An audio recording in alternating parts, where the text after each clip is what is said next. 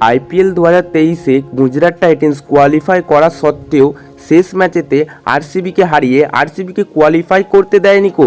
এবছর সেই আরসিবি গুজরাট টাইটেন্সকে হারিয়ে তাদের কোয়ালিফাই যাওয়া স্বপ্নকে ভেঙে দিল সেই মোহাম্মদ সিরাজ, যাকে নিয়ে একের পর এক প্রশ্ন উঠেছিল সেই ওয়ার্ল্ড কাপের স্কোয়াডের জায়গা নিয়ে। এই ম্যাচেতে তিনি দেখিয়ে দিলেন তাকে কেন ওয়ার্ল্ড কাপের দলেতে জায়গা নেই, যে দুর্দান্ত বোলিং করেন এবং এই ম্যাচের সেরা হন এই মোহাম্মদ সিরাজ। তো বস, কোন চারটি দল প্লে অফে গেল এবং আরসিবি কি কোয়ালিফাই করতে পারবে এবং আজকের পয়েন্ট টেবিল এই ভিডিওটি জানিয়ে দেবো, তো ভিডিওটি অবশ্যই সম্পূর্ণ দেখো। প্রথমে গুজরাট ব্যাট করতে নামে এবং গুজরাট ব্যাট করে 147 রানের মাত্র ইনিংস খেলে। 19.3 ওভারেতেই তাদের এই রান গুটিয়ে যায় চিন্নাস্বামী স্টেডিয়াম, যেখানে 6-4-এর বন্যা দেখা যায়। সেখানেতে গুজরাট 147 রানে আটকে যায় আরসিবির বোলিং অ্যাটাকের কাছে। এরপরেতে আরসিবি ব্যাট করতে নামে।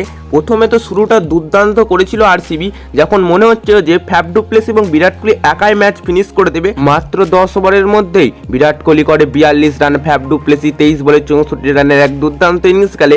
তবে ফ্যাফ ডু প্লেসিস আউট হওয়ার পর একের পর এক উইকেট পড়তে থাকে এবং একসময় মনে হচ্ছিল যে আরসিবি হয়তো এই ম্যাচ হেরে যাবে। এক দুর্দান্ত শুরুর পরেও একবারে জস লিটিল 4 উইকেট নিয়ে পুরো ধরাশালি করে দিয়েছিল আরসিবির ব্যাটিং অর্ডারকে।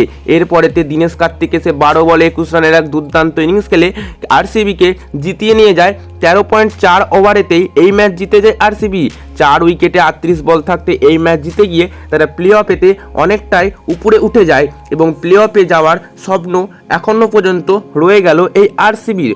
তো বস, পয়েন্ট টেবিল কি বলছে এই ম্যাচের পর সেটা তোমাদের আজকে জানিয়ে দিচ্ছি এবং কোন দল কোন স্থলে অবস্থান করছে সেটাও জানিয়ে দিচ্ছি। তো বস, পয়েন্ট টেবিলের কথা বললে পয়েন্ট টেবিলেতে এখন সবথেকে 10 নম্বরে রয়েছে মুম্বাই, যারা 11 ম্যাচে 6 পয়েন্ট, যাদের প্লে অফে যাওয়া প্রায় মুশকিল। এরপর 9 নম্বরে আছে গুজরাট, যারা 11 ম্যাচে 8 পয়েন্ট। তাদের আরসিবির মতনই অন্যদের ওপর নির্ভর করতে হবে এবং নেট রান রেটটাও দেখতে হবে। 8 নম্বরে রয়েছে পাঞ্জাব, যারা 10 ম্যাচে 8 পয়েন্ট। 7 নম্বরে সেই আরসিবি, যারা 11 ম্যাচে 8 পয়েন্ট। 6 নম্বরে রয়েছে দিল্লি, যারা 11 ম্যাচে 10 পয়েন্ট। 5 নম্বরে রয়েছে চেন্নাই, যারা 10 ম্যাচে 10 পয়েন্ট। 4 নম্বরে রয়েছে হায়দ্রাবাদের টিম, যারা 10 ম্যাচে 12 পয়েন্ট। 3 নম্বরে রয়েছে লখনৌ, যারা 10 ম্যাচে 12 পয়েন্ট। 2 নম্বরে রয়েছে কলকাতা, যারা 10 ম্যাচে 14 পয়েন্ট। 1 নম্বরে রয়েছে রাজস্থান, যারা 10 ম্যাচে 16 পয়েন্ট। তো বস, কোন 4টি দল কোয়ালিফাই যাবে সেটার কথা বললে কিন্তু প্রথম 5টি দল সব থেকে দাবিদার রাখে, তাদের মধ্যে যে কোনো 4 জন যাবে। তবে মুম্বাই ইন্ডিয়ান্স ছাড়া সমস্ত দলেরই কিন্তু চান্স আছে একবারে প্লে অফে যাওয়ার।